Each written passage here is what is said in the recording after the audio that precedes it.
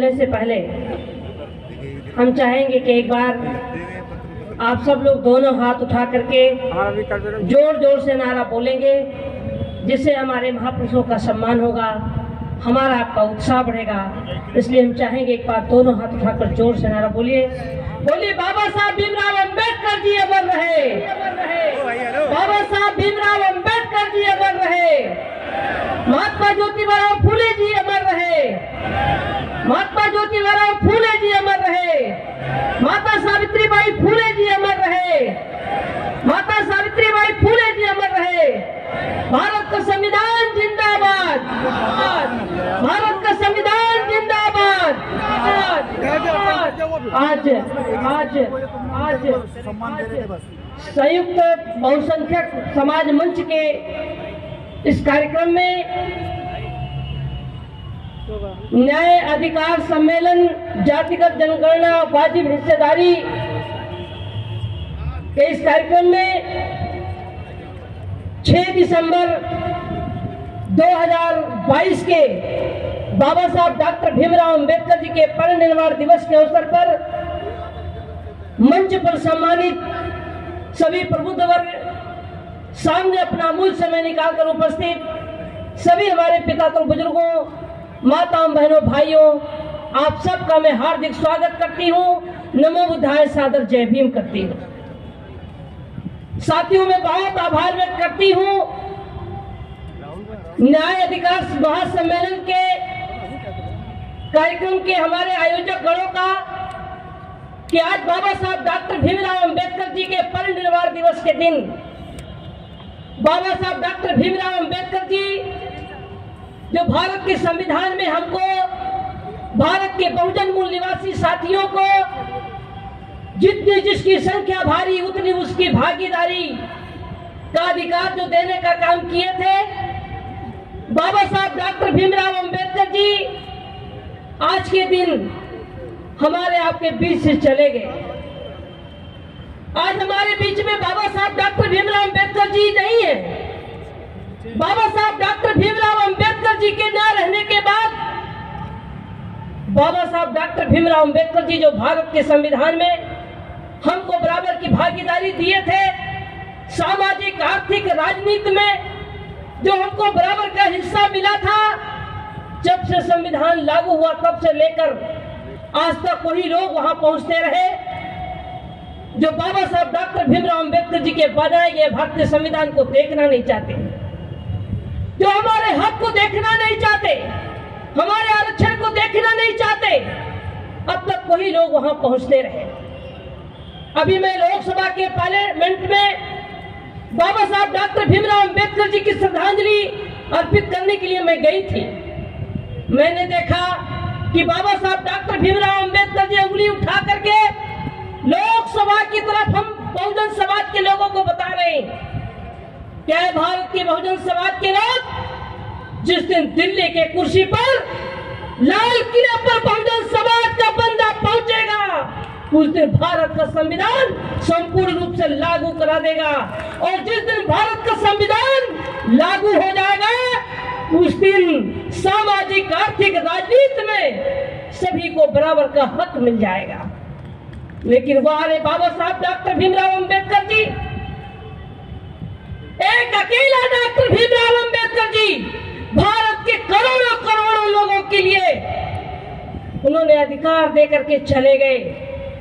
बाबा साहब डॉक्टर भीमराव अंबेडकर जी के बनाए गए अधिकार के तहत हमारे करोड़ों लोग उसका लाभ उठा करके और उनके बनाए गए भारतीय संविधान को बचाना आज भी एक मंच पर नहीं है। बहुत दुख हो रहा है साथियों, मंच पर हमारे साथी बैठे हैं, सांसद जी भी बैठे हैं, विधायक जी भी बैठे हैं, मंत्री जी भी बैठे हैं। साथियों, मैं भी सांसद रही हूँ।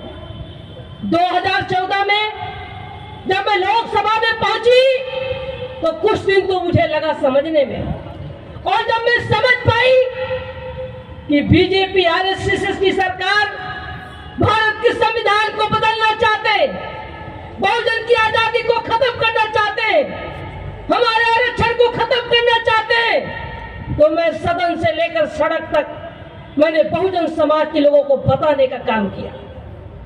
मैं लखनऊ में, दिल्ली में बड़े बड़े कार्यक्रम करके समाज के लोगों को आगाह करने का काम किया।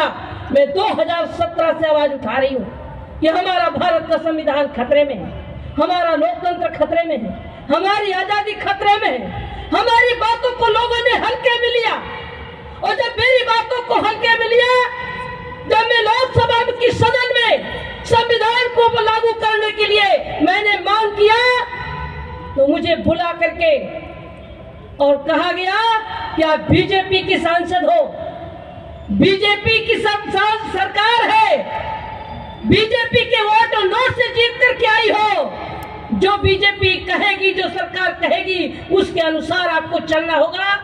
तो मैंने जवाब दिया, मैंने प्रधानमंत्री जी को जवाब दिया। उन्होंने कहा हमारी सरकार, आपको पता होनी चाहिए कि सरकार में हो, सरकार और पार्टी की कितना दिक्कत होगी। हमने कहा अगर आपको सरकार चलाने की दिक्कत हो रही है, अगर आपको सरकार बचाने की दिक्कत हो रही है, पार्टी चलाने की अगर दिक्कत हो रही है, तो हमको भारत के संविधान को बचाने के लिए मुझे आपका पार्टी नहीं चाहिए, आपका संसद पद नहीं चाहिए। आप लोगों ने देखा होगा कि भारत के संविधान को बचाने के लिए, लोकतंत्र को बचाने के लिए, बहुजन की आजादी को बचाने के लिए मैंने बीजेपी पार्टी को लात मार दिया और संसद पद मैंने छोड़ दिया। लोग सांसद विधायक बनने के लिए परेशान हैं, लोग बनने के लिए परेशान हैं, लेकिन संविधान को बचाने के लिए मैंने अपना सांसद पद छोड़ दिया। जब मैं सांसद थी तो लाख रुपया मुझे तनख्वाह मिलते थे, जब मैं सांसद थी तो 25 करोड़ रुपए की निधि मिलती थी, जब मैं सांसद थी तो जहाज से चलने का अवसर मिलता था, जब मैं सांसद थी तो दिल्ली में बड़े बड़े बंगले मिलते थे, जब मैं सांसद थी तो बहुत प्रोटोकॉल था। लेकिन जब हमारा संविधान ही नहीं बचेगा, लोकतंत्र नहीं बचेगा, आरक्षण ही नहीं बचेगा, आजादी नहीं बचेगी, तो क्या हम, हमारे जैसे लोग सांसद विधानसभा में पहुंच पाएंगे? क्या हमारे लोग पहुंच पाएंगे? साथियों, मैंने लोकसभा से लेकर, सदन से लेकर सड़क तक बहुजन समाज की आजादी को बचाने के लिए मैं निरंतर आवाज उठा रही हूं। और मैं भारत के बहुजन समाज के लोगों से मैं अपील करना चाहती हूं कि अगर चाहते हो संविधान, अगर चाहते हो संविधान में दिया गया कानून, अगर आप चाहते हो आजादी, तो सारे बहुजन समाज के लोग एक मंच पर आओ, एक मंच पर आओ, एक मंच पर आओ। अपना ईगो खत्म करो, अपना घमंड खत्म करो। अगर चाहते हो संविधान में दी गई आजादी, तो अपना ईगो खत्म करके एक मंच पर आना होगा। जो लड़ाई आपकी है वही लड़ाई हमारी है, और जब दोनों की एक लड़ाई है तो सबको एक मंच पर आना ही पड़ेगा। और यदि लोग नहीं आएंगे तो नेता पीछे होंगे और जनता आगे होगी। अब संविधान को बचाने के लिए, लोकतंत्र को बचाने के लिए, बहुजन समाज को बचाने के लिए अब जनता निर्णय ले रही है, आंदोलन के लिए तैयार है। गांव में, शहरों में कार्यक्रम होता है, जनता आवाज उठा रही है कि आखिर सारे नेता एक मंच पर क्यों नहीं। और अगर जनता के कहने अनुसार नेता इकट्ठा नहीं होते हैं तो नेता पीछे होंगे और जनता आगे होगी। भारत के संविधान, लोकतंत्र को बचाने के लिए, आजादी को बचाने के लिए। साथियों, जागो, जागो, मेरे लिए ना सही, बाबा साहब डॉक्टर भीमराव अंबेडकर जी की आजादी को बचाने के लिए, संविधान में दिए गए कानून को बचाने के लिए जागो, वरना बहुत समय नहीं बचा है, वो बहुत समय नहीं बचा है। 2024 उनके लिए भी लास्ट है कि अगर 2024 में आएंगे तो संविधान खत्म करेंगे, और अगर 2024 में हमारा बहुजन समाज का बंदा दिल्ली के कुर्सी लोकसभा में पहुंचेंगे, प्रधानमंत्री बनेंगे, तो हम संविधान को बचा लेंगे।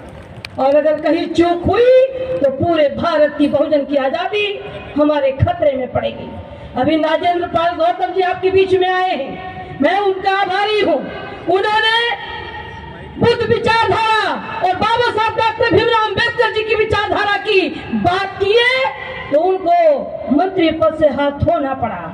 साथियों, मैं आप लोगों से अपील करना चाहती हूँ कि हमारे बहुजन समाज के नेता आवाज उठाते हैं, आपकी लड़ाई लड़ते हैं, आपकी भी जिम्मेदारी बनती है कि वफादारी, ईमानदारी, लगन और त्याग के साथ अगर नेता आपके साथ में लड़ाई लड़ने के लिए आगे आते हैं तो जनता को साथ देना चाहिए।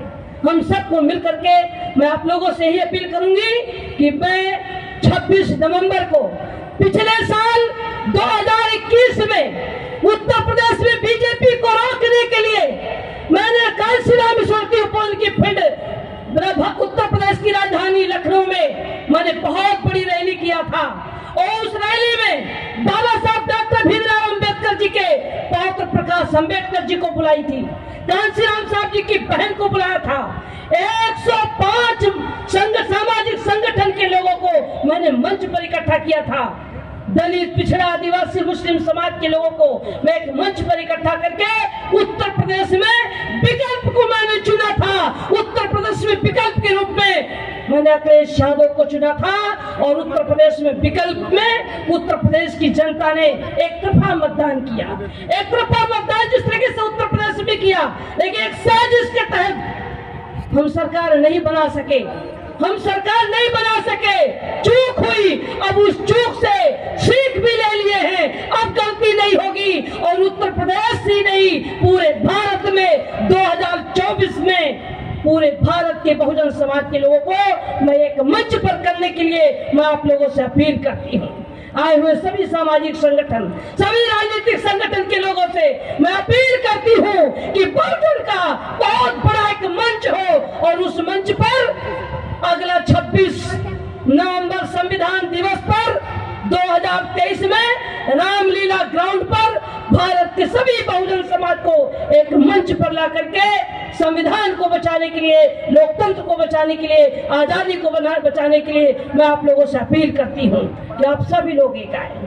आज बाबा साहब डॉक्टर भीमराव अंबेडकर जी का संविधान दिवस आप लोगों ने देखा, ये बीजेपी की सरकार, आरएसएस की सरकार बाबा साहब की तो जयंती मनाने के लिए तैयार है, लेकिन संविधान को बचाने के लिए, संविधान में दिए गए कानून को लागू करने के लिए तैयार नहीं है। तो हम लोगों को भी, पूरे भारत के बहुजन समाज के लोगों को एक मंच पर आकर के ऐलान करना होगा कि या तो भारत के संविधान लागू करो वरना कुर्सी खाली करो। इस लड़ाई को अब हमको लड़ना होगा।